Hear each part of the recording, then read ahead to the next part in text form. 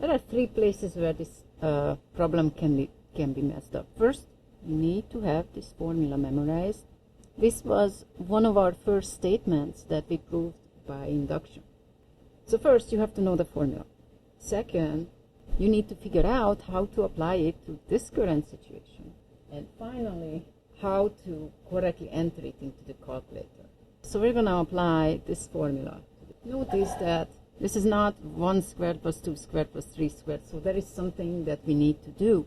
The first one is 0.8, and the second one is twice 0.8, and the third one is 3 times 0.8.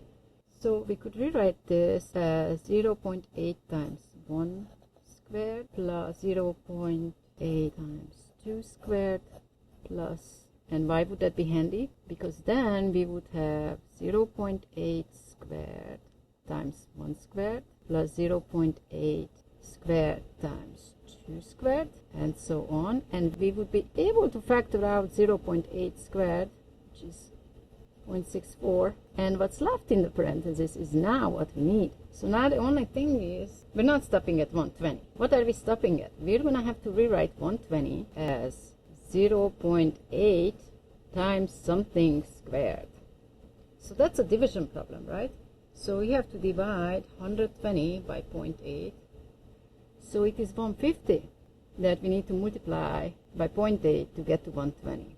And so this last piece will be 0.8 squared times 150 squared. And after factoring, we would have with 0.64 times the square of the first 150 positive integers.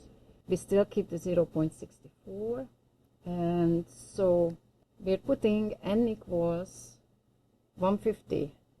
We're putting n equals 150 into this formula. So the first factor is going to become 150. The second factor will become 151.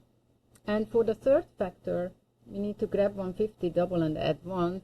So that's 301 divided by 6.